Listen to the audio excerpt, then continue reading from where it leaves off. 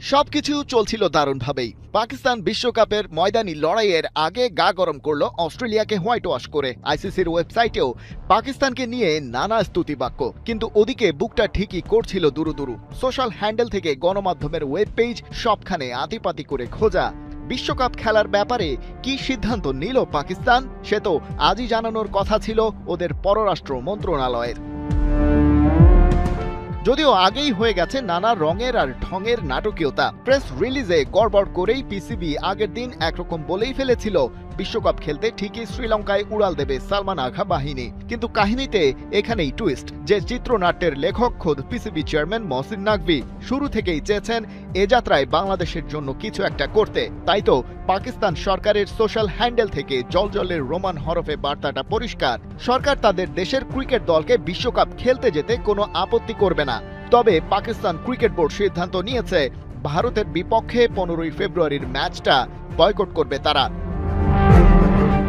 কিন্তু এ তো শুধু একটা ম্যাচ বয়কটের ব্যাপার নয়, রীতিমতো আইসিসি ও তাদের ভরণ পোষণকারী ভারতের বিরুদ্ধে কূটনৈতিক যুদ্ধের ঘোষণা। তথ্য প্রমাণ সহ সিকিউরিটি থ্রেটের কারণে বাংলাদেশ আইসিসির কাছে আবেদন করেছিল তারা এবারের বিশ্বকাপটা ভারতে নয় শ্রীলঙ্কায় গিয়ে খেলতে চায়। কিন্তু আইসিসি সে কথা কানেই তোলেনি। সেটাও তো ওই বিগ বস ভারতের আশকারায়। শেষ পর্যন্ত বাংলাদেশকে বাদ দিয়ে স্কটল্যান্ডকে বিশ্বকাপ খেলার সুযোগ দেয় আইসিসি। এই অনাচারের প্রতিবাদ হিসেবে এবার ভারতের বিপক্ষে ম্যাচটি বয়কট করার সিদ্ধান্ত নিয়েছে পাকিস্তান ক্রিকেট বোর্ড। হাতে থাকা অনেকগুলো অপশন নিয়ে ভেবেছে পাকিস্তান, তার মধ্যে পুরো টুর্নামেন্ট থেকে সরে দাঁড়ানোর মতো র্যাডিক্যাল চিন্তাও ছিল। তবে দেশটির প্রধানমন্ত্রী শাহবাজ শরীফের সাথে মিটিংয়ের পর সবগুলো অপশনের ভেতর থেকে ভারত ম্যাচ বয়কট করাটাই সমীচীন মনে হয়েছে তাদের কাছে। কিন্তু মনে রাখা ভালো, ভারত পাকিস্তান ম্যাচ মানেই গ্যালারির টিকিট থেকে মোটা অঙ্কের রেভিনিউ জেনারেট করার কথা আইসিসির। সেই সাথে ব্রডকাস্টাররা তো কোটি কোটি ডলার ইনভেস্ট করে বসে আছে। সেই টাকা এবারে উঠবে কোথা থেকে?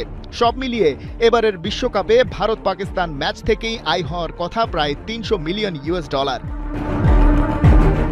এর বাইরেও প্রশ্ন আছে, বাংলাদেশ কেন বিশ্বকাপ খেলতে পারল না সেই ইস্যুটা নজরে রাখছে international Olympic committee. Daily mail আগেই জানিয়েছিল সেটা। ভারত যে 2036 সামার অলিম্পিক্স আয়োজক হওয়ার জন্য বিড করতে যাচ্ছে, সেখানে জিততে হলে নিজেদের দেশকে অবশ্যই রাজনৈতিকভাবে স্থিতিশীল দেখাতে হবে। রাজনীতির সাথে খেলাধুলার সংযোগ থাকা কোনোভাবেই চলবে না। কিন্তু প্রথমে বাংলাদেশের বিশ্বকাপ থেকে বাদ পড়া, আর তারপর স্বাগতিক ভারতের বিপক্ষে পাকিস্তানের এই ম্যাচ বয়কট ভারতের অলিম্পিক আয়োজনের স্বপ্নকে মাটির সাথে মিশিয়ে দেওয়ার পথে।